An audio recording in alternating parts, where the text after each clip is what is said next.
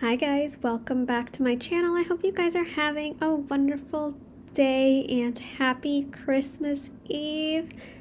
I'm very excited about today's video because this is going to be my first ever floating island tour. I have officially completed decorating my entire sunlit plateau floating island, and if you haven't already guessed by where I'm standing, it is a gardening island. I've essentially made an entire garden crop field on Sunlit Plateau's floating island. So I'm very excited to share with you the process and how I designed it, because it might seem very simple, but I did have a very specific idea in mind and a way that I can grow it in the future if we get more expansion passes or more crops anytime ever. Hopefully it would probably only fit maybe one or two more expansion passes, if I'm being honest. If I wanted to accommodate more, I would have to reduce the amount of crops, or like each specific variety of crop, by like maybe doing 15 instead of 35, but I'll get into that more in the video. But I hope you guys enjoy, and if you haven't already, definitely like and subscribe, and thank you so much in advance for being here. So let's get started. All right, this is essentially here my entrance into my floating island. My well is right here, and I also have my farm, or aka Toy Story barn, Al's toy barn, right here, and I've turned it the other way around so you can't see the toy barn on the front. You can essentially only see the barn. And of course I have Wally on this island. You can't not have Wally on a crop island. I think this is his like safe haven. And going in here, I do have like a little entrance almost, and I have Eve too. I have Eve too.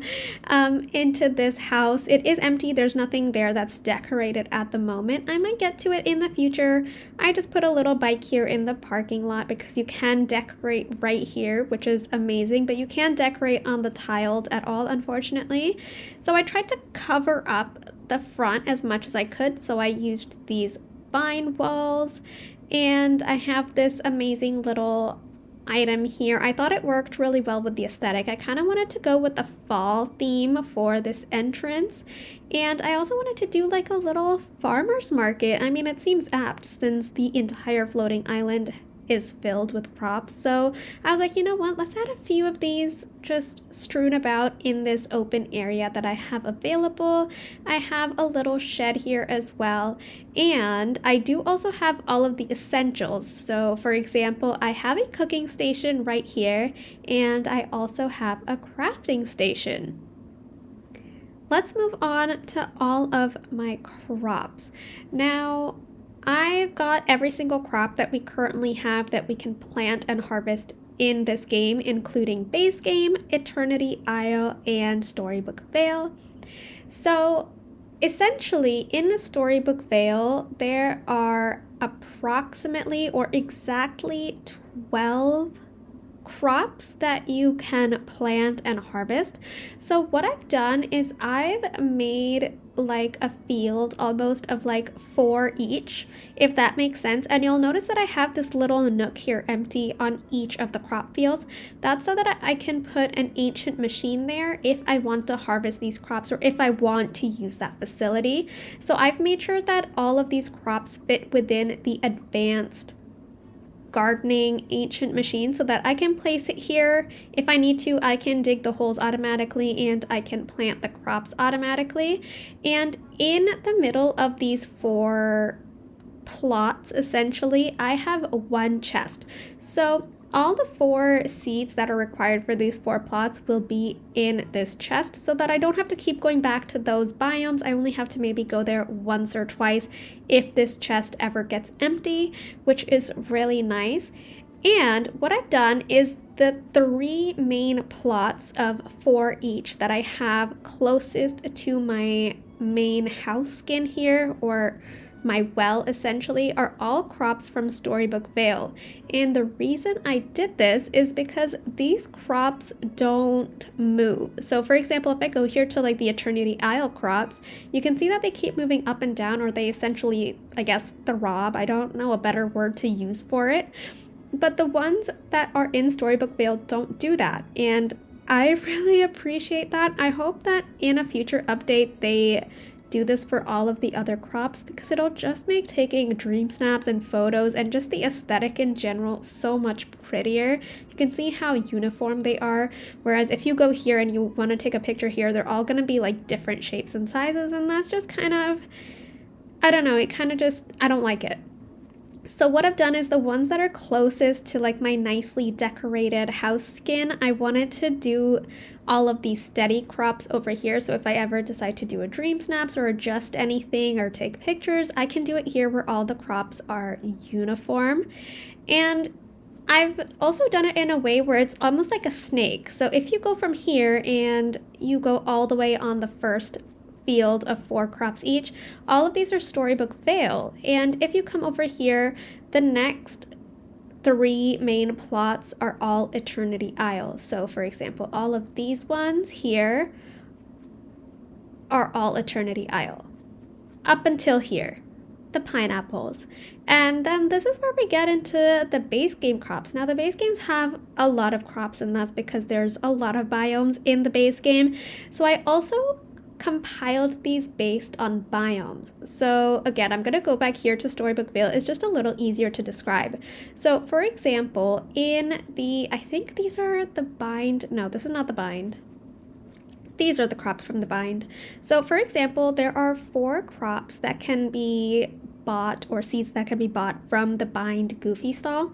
So all of them are here together, so that is just easy. If I run out of seeds from the bind in this chest, I can just easily fast travel there and I can get more seeds and just put this in the chest over here.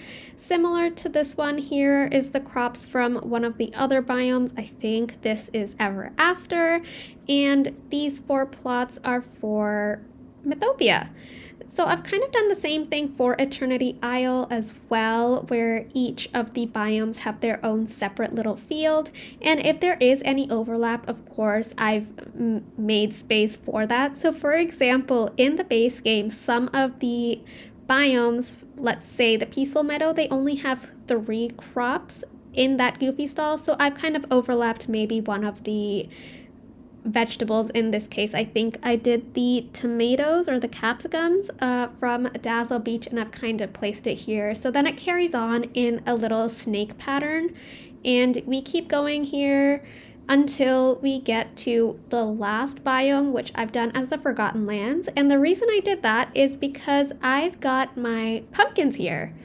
And my pumpkins are right next to Wally. So essentially what I've sort of done is I've closed off my main crop field with Wally's house and a little sitting area in front of him.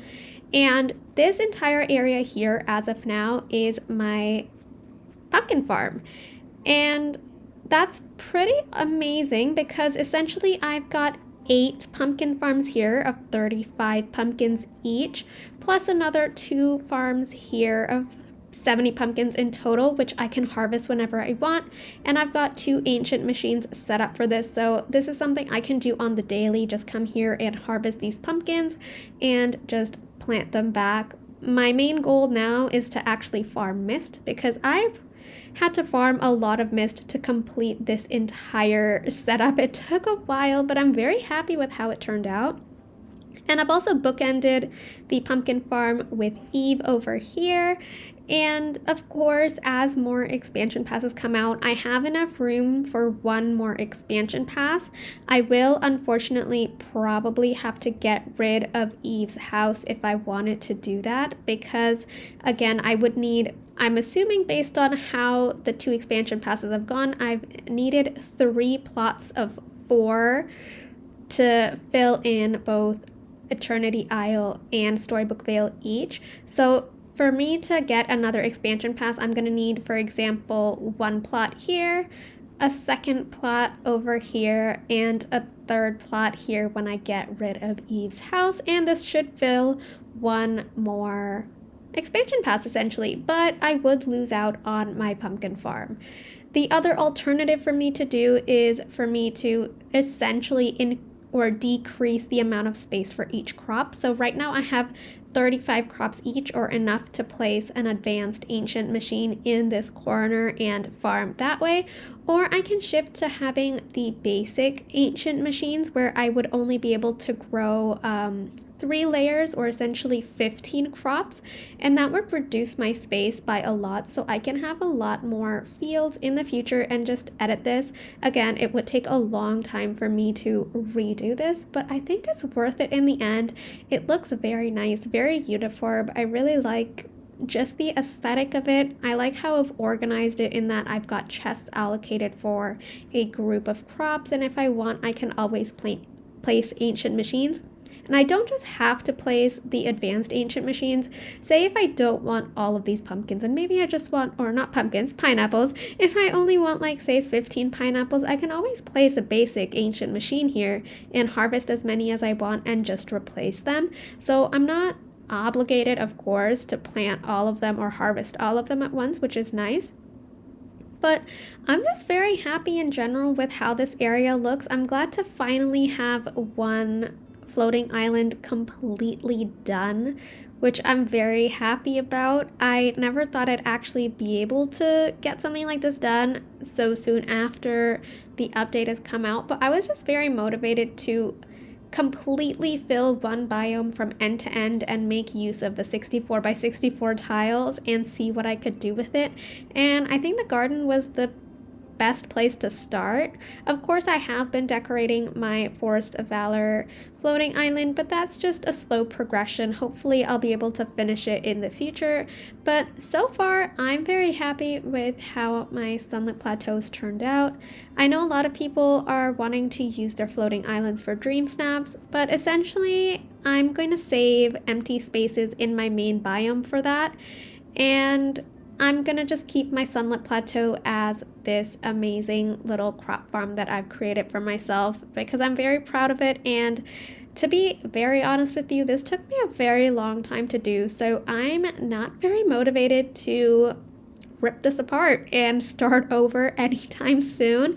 If in the future we get a functionality where we can instantly clear an entire floating island without having to manually do it, I think that'll be a lot easier. So if that ever comes in a future update, then I might consider getting rid of this entire field. But for now, I'm very happy with how it looks.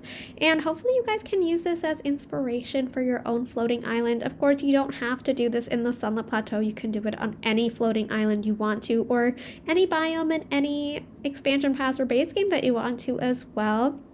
Just keep in mind that on floating islands, there is an unlimited item count, which is why all of these digging slots don't count for any items, essentially, because if you're digging in any of your main biomes or DDV, it's going to take up an item count every time you dig one hole, so definitely keep that in mind. And as you can see, I've got a lot of crops and a lot of digging spots here in my floating island, and personally I don't think I'm ever going to be using the Sunlit Plateau floating island as much as if I were to have done this. I'm keeping my Plaza floating island and my Frosted Heights floating island available to do dream snaps, and of course my Forest of Valor, which I can use for dream snaps, but I am again decorating at the moment. But please, please, please take inspiration for this if you haven't, or if you want to create a garden. I think this is a very functional layout and it looks very nice. There is something to keep in mind though, so I'm going to show you this. So if you want to create this exact dimensions of the 35 ancient machine so that it's useful for you, keep in mind that on one edge, or technically two edges of the floating island, you can only have one row of the pathing. So I've done that on the end, essentially on this side and this side I've done one row of pathing, whereas on the other two ends it's 2 rows. So just keep that in mind because it is otherwise going to be uneven technically, so I've tried to make it as even as possible. So you'll see on this side I've got 2 rows of pathing, and also on this side over here I have 2 rows. And of course, if you don't want a house skin or you don't want like this decorated area, you can get rid of this and you can have 4 more slots available to you if you want. But I just really like this aesthetic, kind of like a little free space to do whatever I want. I can always do a dream snaps right here, which I think could look really cool as well. And yeah, I just hope you guys really like this build. Definitely take inspiration, copy it if you want, as long as it's helpful for you. That is all that matters. But thank you guys so much for watching this video. I hope you guys enjoyed. Have a wonderful day. Again, don't forget to like and subscribe, and I will see you guys very, very soon. And so will Wally. Bye, guys.